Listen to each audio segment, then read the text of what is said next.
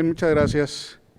Y bueno, continuando con todo lo que vamos a desarrollar el día de hoy, vamos a ir cerrando un poquito. Hemos escuchado ya la experiencia europea con las cirugías de bloque óseo y cómo están desarrollando sus sistemas de fijación y mostrándonos sus resultados. Ahora yo lo que les voy a mostrar es un breve resumen de lo que estamos haciendo. En lo personal, yo inicié la curva de aprendizaje en la cirugía de inestabilidad desde el 97 y lo primero que me enseñaron a hacer es la cirugía de Bristow-May, la transferencia de la apófisis coracoides, pero colocada en posición vertical con un solo tornillo. Y de ahí pasé al Bankar abierto, luego evolucionamos al Bankar artroscópico y actualmente estamos con la cirugía de la Target, combinado también con cirugía artroscópica para el tratamiento de la inestabilidad, que es prácticamente lo que la mayoría de nosotros hacemos. Y lo que también hemos visto el incremento, al menos en mi país, es la actividad deportiva estudiantil se ha ido incrementando, entonces ahora estamos enfrentándonos a este tipo de procesos de una manera más temprana también y de una forma más popular y más común. Insistiré en que hablar del tratamiento para los defectos óseos es muy importante que nos sigamos familiarizando con la medición del defecto óseo, principalmente glenoideo, que es donde básicamente usamos más los aportes óseos. Y la técnica del círculo perfecto en la tomografía axial computada es de lo más confiable y de lo más redituable. Y a lo largo de la literatura, pues como les dije, se ha establecido el término de pérdida ósea crítica, que en un principio, de acuerdo a estos trabajos, se estableció como un 21%, pero que desde el 2019 ya ese número se ha reducido a un 13%. Entonces, esta es un poquito la alerta. Dependiendo un poquito de la escuela que tenemos en Latinoamérica, sí hay mucha marca entre si lo hago cosas artroscópicas o si hago cosas abiertas.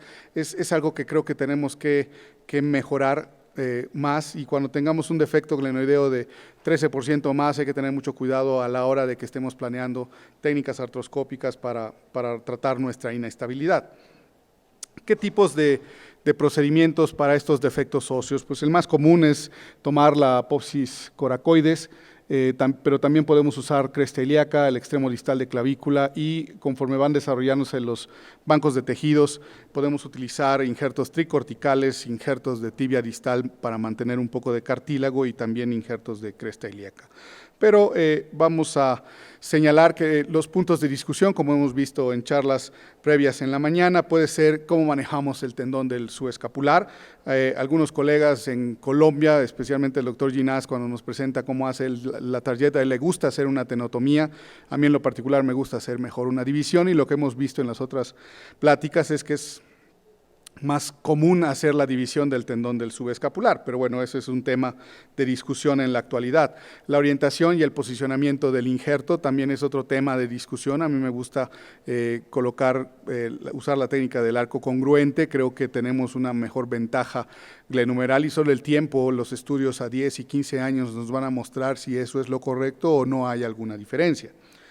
El sistema de fijación, ya hemos escuchado, ahora en Europa se está predominando a la fijación con botones, y creo que en América Latina todavía no tenemos esa ventaja. Actualmente estamos trabajando más con tornillos y podríamos estar en el dilema de si usamos tornillos canulados o no, si usamos 2 tornillos o si usamos un solo tornillo. Eso sería un poquito los puntos de discusión. Los botones creo que son la tecnología que empieza a llegar para quedarse, pero también igual la prueba del tiempo nos irá mostrando.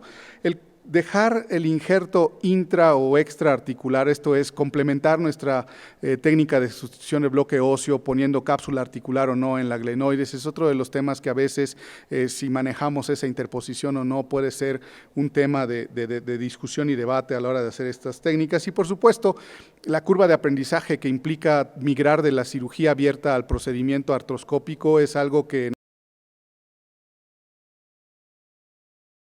como les decía, de si hacerlo abierto o artroscópico, ¿existe la realidad? No es un dilema. Estamos viendo ahora la escuela europea y la americana están mostrándonos que la migración es hacia los procedimientos artroscópicos.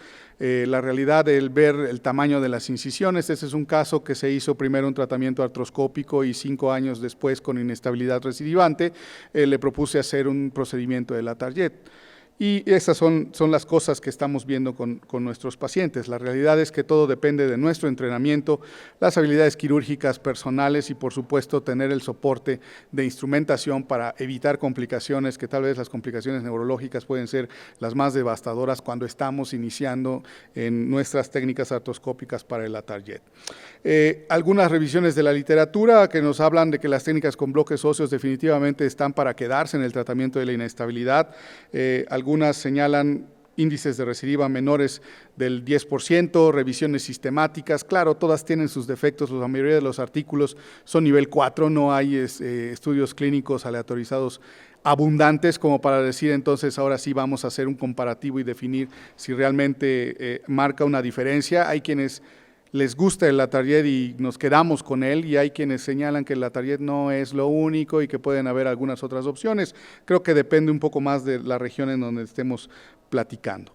El uso de los injertos cadavéricos, como les muestro aquí, lo que no me gusta es que perdemos ese triple efecto que nos da el ATARJET, que es la suspensión, pero en algunos casos, tal vez en pacientes con bajas demandas de actividades deportivas, puedan ser un tratamiento, o cuando no queremos ser tan invasivos por presencia de algunas veces hiperlaxitud, podemos considerar que es útil tener un injerto cadavérico. Y finalmente este procedimiento de Nivinet, que también puede generar controversia, los que señalan cuando falla un ATARJET, pues este es el procedimiento que se puede hacer. La realidad es que también hay algo de debate en cuanto a definir si sí o si no, pero es un procedimiento confiable que también se prefiere utilizar con defectos óseos más grandes, o la cirugía de revisión para cuando el ATARJET falla, tanto artroscópico como abierto. En lo personal, la técnica que me gusta para trabajar con los defectos óseos es la técnica del ATARJET, lo hago con cirugía abierta como les dije hace un momento. También me gusta preparar la parte inferior, y la fijación, pues bueno, si tengo tornillos canulados, uso tornillos canulados, generalmente uso 2 tornillos canulados, pero cuando no tengo los tornillos canulados puedo utilizar también un tornillo convencional como se describió en la técnica original, y hasta el momento los resultados están siendo satisfactorios. Como vemos, especialmente en cirugías de revisión, sobre todo en cirugías de revisión con técnicas artroscópicas, donde la ubicación de los implantes a veces son un poquito más altos de donde deberían de ser, que es lo que de repente empezamos a notar en la mayoría de nuestros pacientes con los casos de recidiva de la inestabilidad. Los cuidados posquirúrgicos, sin querer entrar en dilema, Mauricio lo explicó muy claro. En lo personal, yo uso un cabestrillo por 2-4 semanas, solo para control de dolor, para recuperar la seguridad con los pacientes.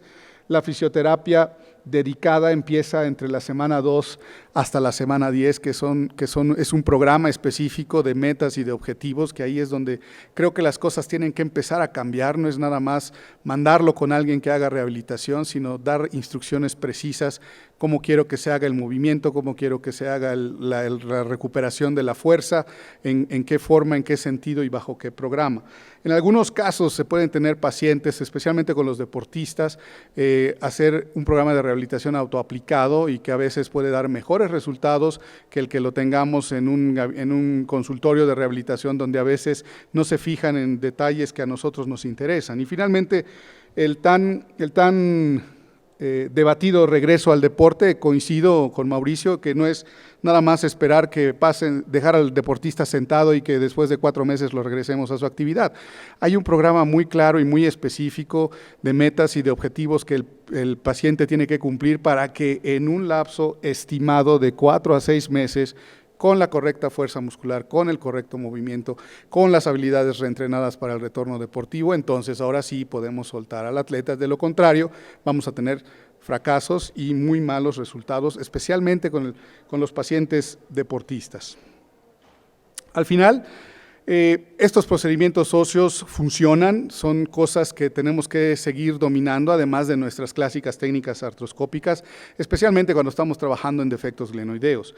Recuerden, la pérdida ósea crítica es 13.5, no irnos tan altos, ya decir 20%, creo que podemos dejar pasar un grupo muy importante de pacientes en donde podemos arriesgarnos a que nuestro tratamiento pueda fallar.